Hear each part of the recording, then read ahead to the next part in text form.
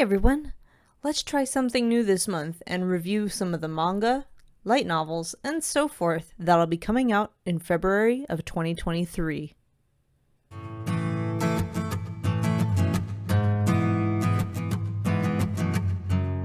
In this video, I'll be going over titles and releases that I find cool or notable.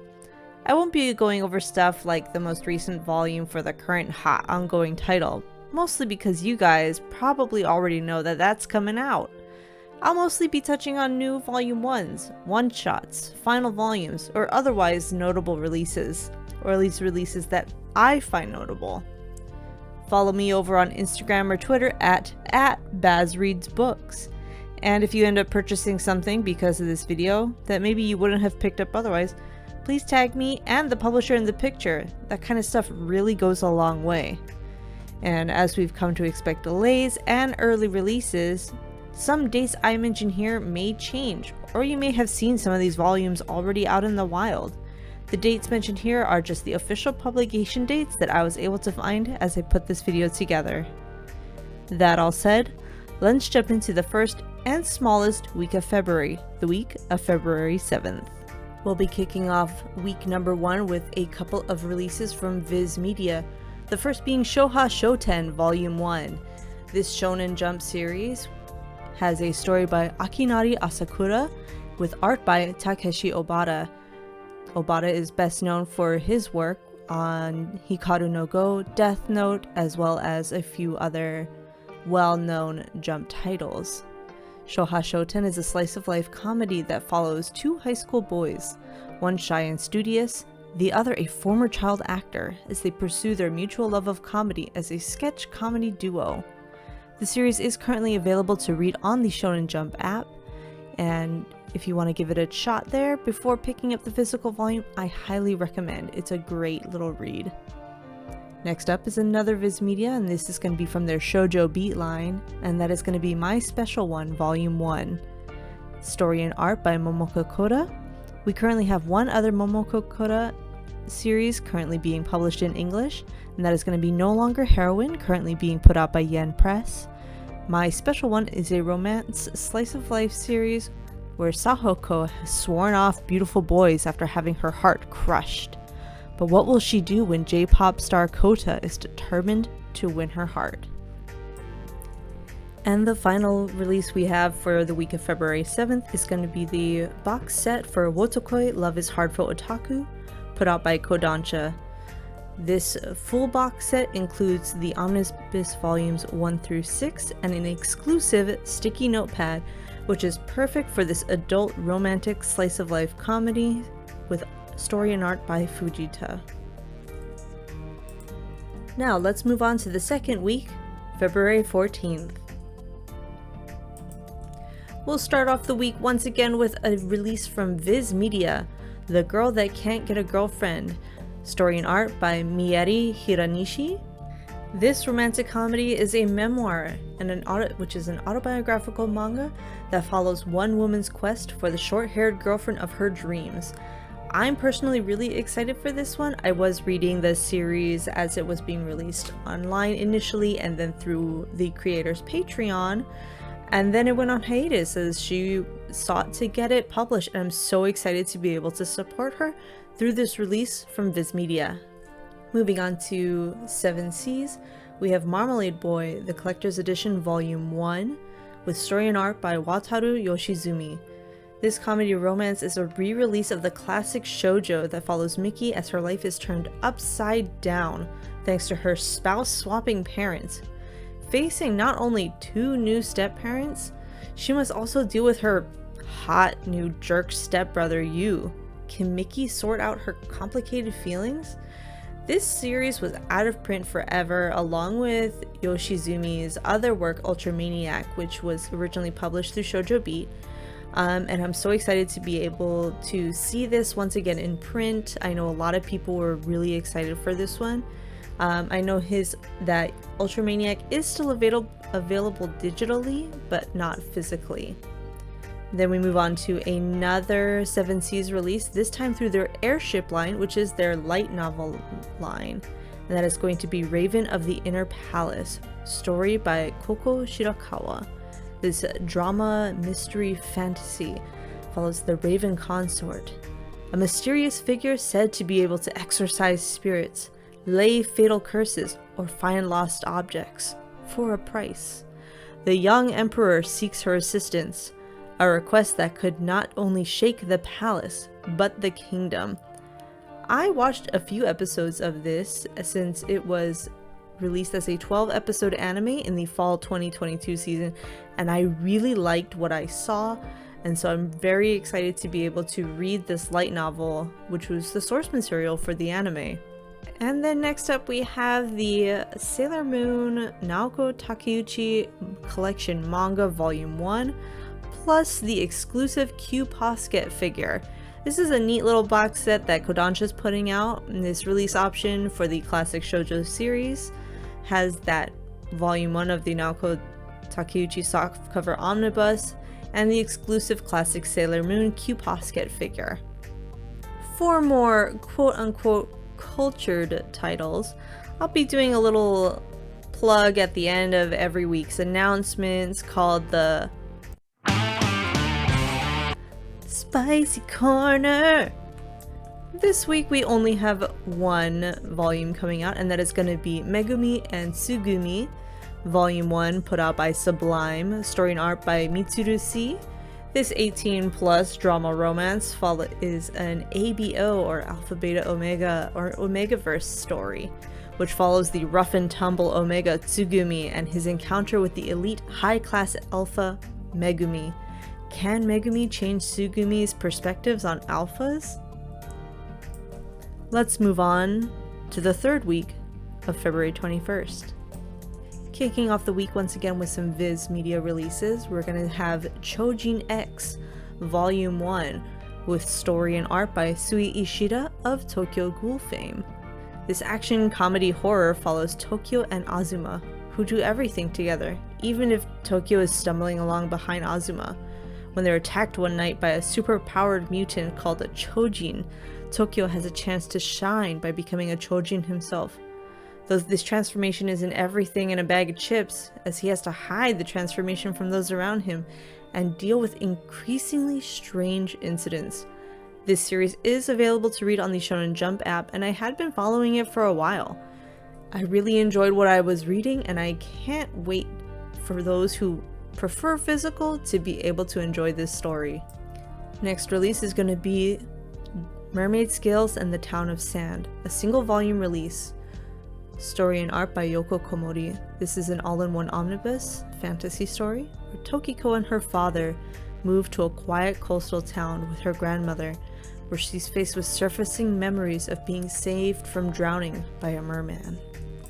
Let's go to Kodansha/Vertical, and that is going to be Sweet Poolside with story and art by Shuzo Oshimi of Blood on the Tracks and Happiness fame. This is a drama romance, and it is, for those in the know, the infamous body hair manga that follows two middle schoolers as they face their pubescent woes where one is too hairy and the other can't seem to grow hair.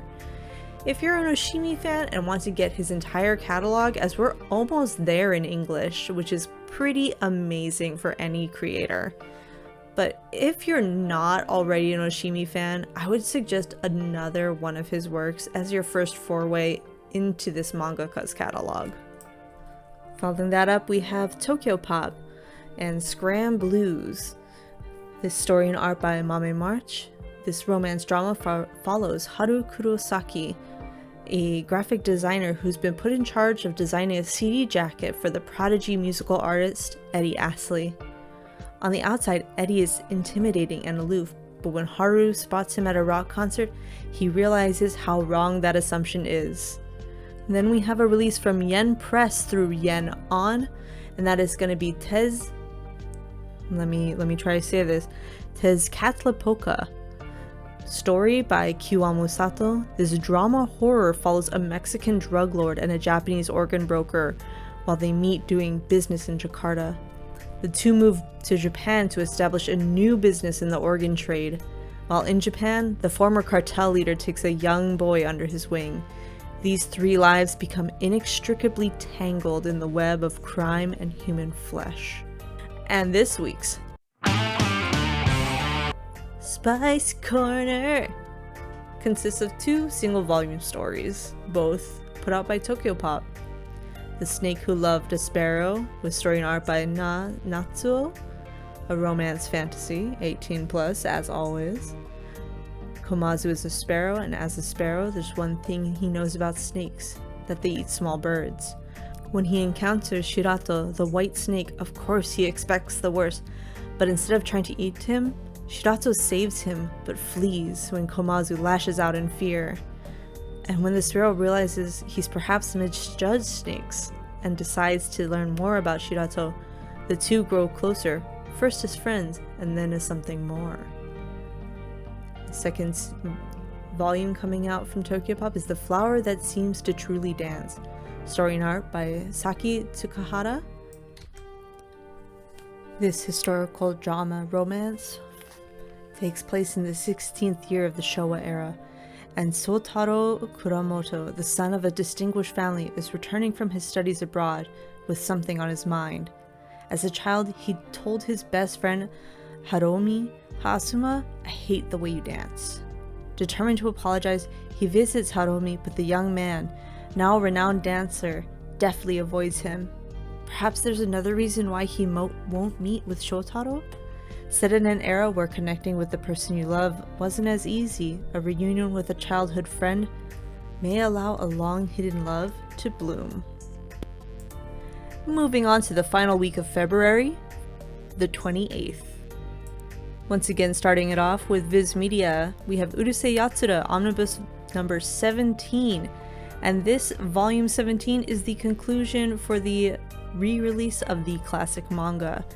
With story and art by Rumiko Takahashi, this comedy romance sci-fi is definitely one that you gotta check out, whether it's in this amazing omnibus format or through the new anime that is currently being released.